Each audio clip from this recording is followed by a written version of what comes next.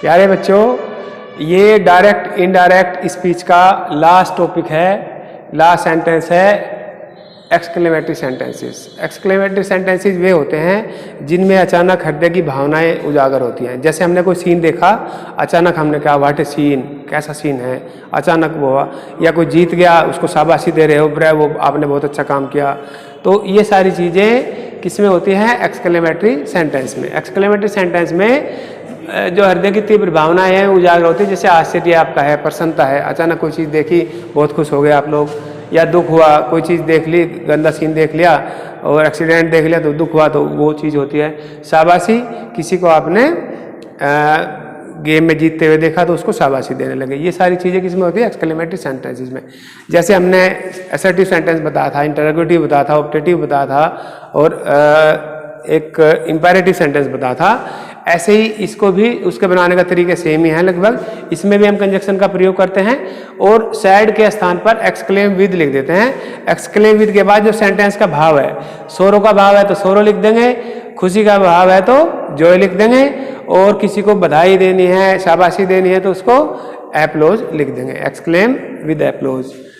और उसके बाद अगर ऐसे वाक्य आए हैं आपके, what a beautiful scene it is, ऐसे, या हाउ क्लेवर यू आर, ऐसे वाक्यों में हम व्हाट ए के स्थान पर ए वेरी का प्रयोग करते हैं और हाउ के स्थान पर वेरी का प्रयोग करके इन वाक्यों को सिंपल बनाते हैं। देखो कैसे बनाएंगे।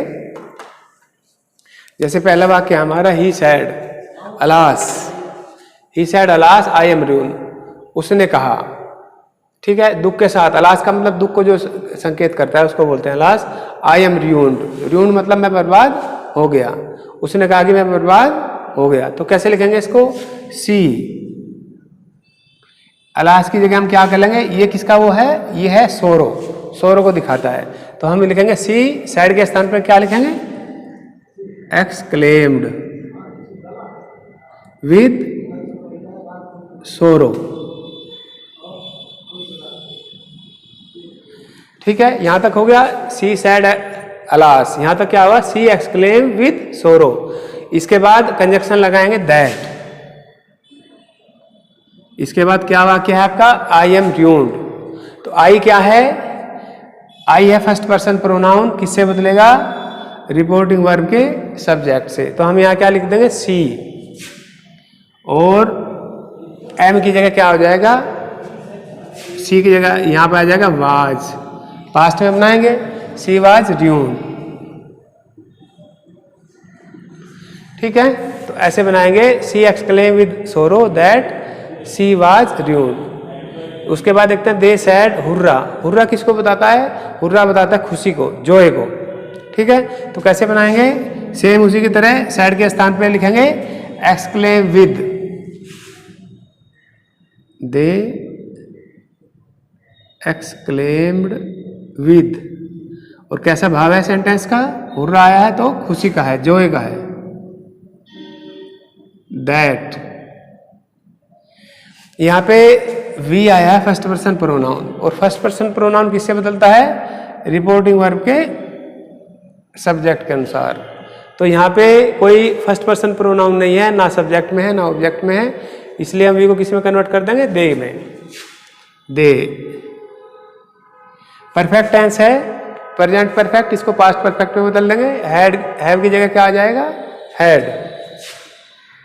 दे had won the match, full stop. इसके बाद the captain said bravo, you played very well. इसमें क्या है? एप्लॉज है, शाबाशी है। तो इसमें कैसे करेंगे? The captain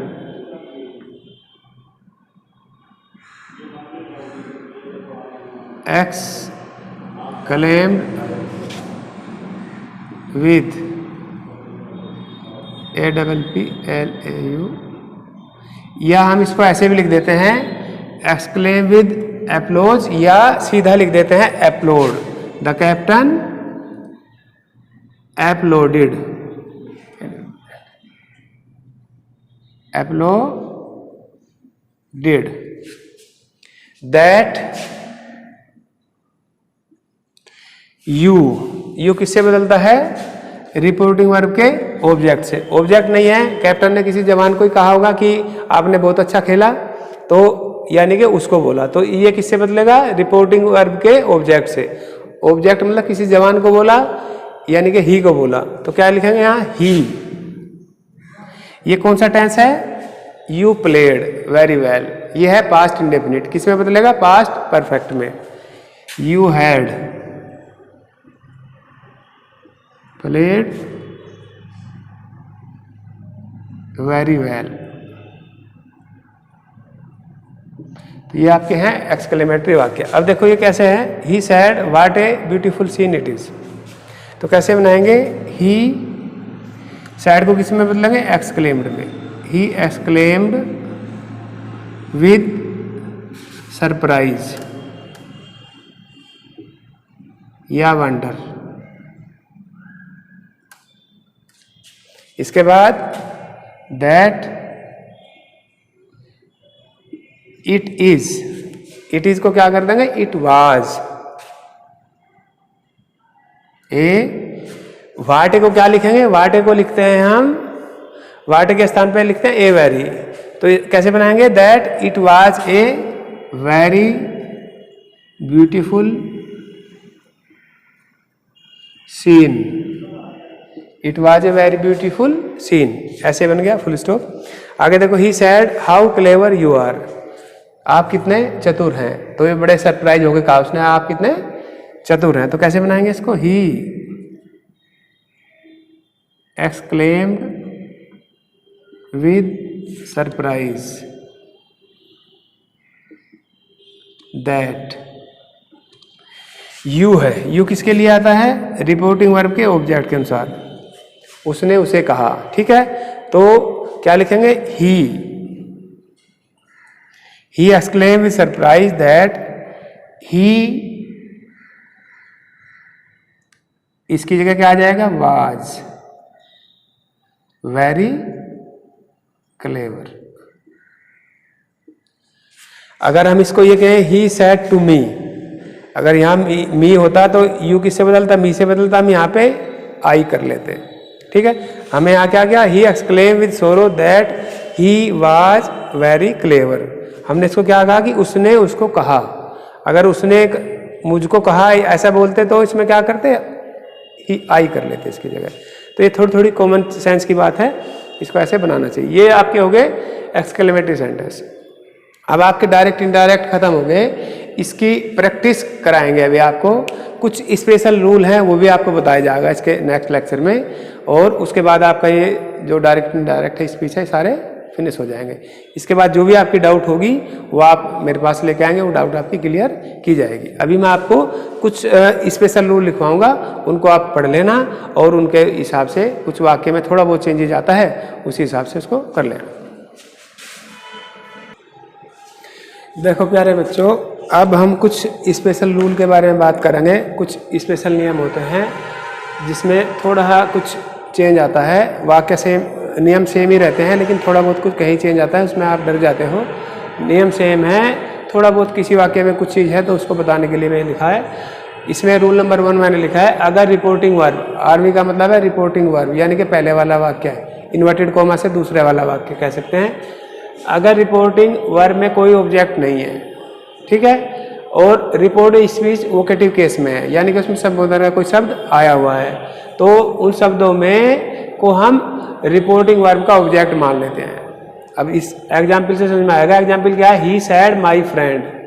he said my friend, ये है रिपोर्टिंग वर्ब और ये क्या है? पूरा रिपोर्टिंग स्पीच, ठीक है। अगर रिपोर्टिंग वर्ब में ऑब्जेक्ट नहीं है, इसमें कोई ऑब्जेक्ट नहीं है, he said to me, he said to him, ऐसा कुछ नहीं है इसमें। तो इसमें अगर ऑब्जेक्ट नहीं है, इसमें वो संबोधन के शब्द हैं जिसको हम ऑब्जेक्ट बना सकते हैं, तो उसको हम इस रिपोर्टिंग वर्ब का ऑब्जेक्ट बना लेते हैं। कैसे? He said my friend I can't work with you. उसने कहा मेरे दोस्त मैं आपके साथ काम नहीं कर सकता। तो कैसे बनाएंगे? He told his friend. इसको क्या किया? इस शब्द को जो वोकेटिव केस में था, संबोधन के उसमें था, इसको हमने रिपोर्टिंग वर्ब का ऑब्जेक्ट बना लिया। He told his friend that. इसके बाद जैसे आप पहले बनाते थे ऐसे ही बनेगा। आई किससे बदलेगा? रिपोर्टिंग वर्ब के सब्जेक्ट से। तो यहाँ क्या लिख लेंगे? ही कैन नोट की जगह कुड नोट आ जाएगा। वर्क विद यू, यू किससे बदलेगा? सेकंड पर्सन प्रोनाउन है रिपोर्टिंग वर्ब के ऑब्जेक्ट से। ऑब्जेक्ट क्या है? हिज फ्रेंड, यानी कि हिम से, तो ये आ जाएगा हिम। तो he could not work with him, पहला नियम हो गया। दूसरा नियम क्या है? अगर रिपोर्टिंग वर्ब में ऑब्जेक्ट है और रिपोर्टेड स्पीच में कोई संबोधन का शब्द है, जैसे कि यहाँ माई फ्रेंड था, ऐसा कुछ शब्द है, उसको बनाने के लिए कैसे बनाएंगे? इनडायरेक्ट में कैसे कन्वर्ट करेंगे? एड्रेसिंग से स्टार्ट करेंगे उसको। कैसे? He said to me my friend I shall help you. उसने मुझे कहा मेरे दोस्त मैं आपकी सहायता कर सकता हूँ या करूँगा। तो इसमें क्या है? एड्रेसिंग से स्टार्ट होगा। एड्रेसिंग के बाद रिपोर्टिंग वर्ब का ऑब्जेक्ट आएगा, एड्रेसिंग मी, उसके बाद आ जाएगा, उसके बाद ये वोकेटिव केस आएगा, माई फ्रेंड की जगह क्या आ जाएगा? His friend. तो addressing me as his friend, इसके बाद ये दूसरा वाक्य शुरू हो जाएगा। यहां से यहां तक का क्या था? ये इतना बना, यहां से लेके यहां तक का। He said to me my friend, इसको हमने कैसे बनाया? Addressing me as his friend. इसके बाद दूसरा वाक्य शुरू हो गया। तो दूसरा वाक्य क्योंकि ये दूसरे उसमें है, ये असर्टिव सेंटेंस है, ये एक्सक्लेमेटरी सेंटेंस है, तो इसको कैसे करेंगे? ही टोल्ड, इसके बाद ये इसमें भी यही रिपोर्टिंग वर्ब आएगी। ही टोल्ड मी दैट, आई किससे बदलेगा? रिपोर्टिंग वर्ब के सब्जेक्ट से। ही कन्वर्ट हो जाएगा, शुड वुड में हो जाएगा हेल्प मी, यू की जगह क्या आ जाएगा? हिज फ्रेंड, यानी कि सॉरी ऑब्जेक्ट यू किससे बदलेगा? रिपोर्टिंग वर्ब के ऑब्जेक्ट से, मी से। तो यहाँ क्या आ जाएगा? मी। तो कैसे बनेगा? Addressing me as his friend, he told me that he would help me. दूसरा नियम, दूसरा एक और सेंटेंस इसमें देख लो। Netaji said my countryman give me blood I shall give you freedom. बहुत इंपॉर्टेंट वो है इसका स्पीच नेताजी का। तो इसको कैसे बनाएंगे? नेताजी सॉरी इसको बनाएंगे एड्रेसिंग से, एड्रेसिंग देम, क्योंकि ये बहुवचन में है, एक आदमी को संबोधित नहीं कर रहे हैं, सारे पूरी कंट्री को संबोधित कर रहे हैं, इसलिए क्या लिखेंगे? Addressing them as his countryman, जैसे हमने पहले बना था सेम।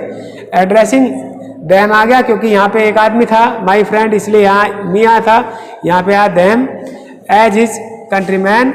नेताजी आस्क्ड देम, ठीक है। ये वाक्य किसमें है? इंपेरेटिव में। किसमें है? इंपेरेटिव सेंटेंस है। तो कैसे बनाएंगे? इसमें किसका प्रयोग करेंगे? टू का। टू गिव मी की जगह हिम आ जाएगा, ब्लड आ जाएगा। इसके बाद ये वाक्य असर्टिव सेंटेंस आ गया, तो कैसे बनाएंगे? एंड प्रोमिस, ठीक है। प्रोमिस और उसने वादा किया या उसने कहा, यहाँ पे हम ये लगाना ज्यादा बेटर रहेगा। प्रोमिस को टोल्ड भी लिख सकते हैं, लेकिन प्रोमिस लिखना ज्यादा बेटर है। And promise that he would give them freedom, ठीक है।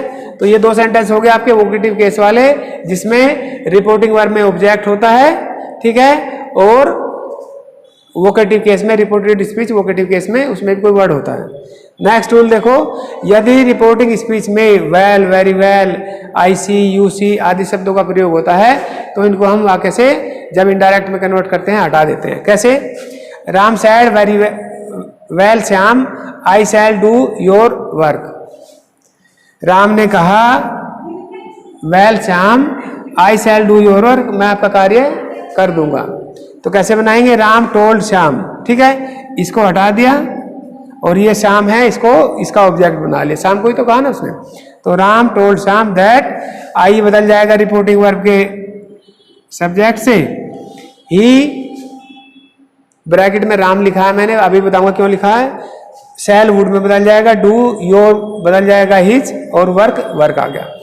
देखो बच्चों, ऐसा होता है जब हम रिपोर्टिंग वर्ब के दोनों और थर्ड पर्सन प्रोनाउन होते हैं, जिनको हम आइडेंटिफाई नहीं कर पाते, ये राम है ये श्याम है, ये नहीं पता चलेगा कि हमने ये ही श्याम के लिए लगा कि राम के लिए लगा।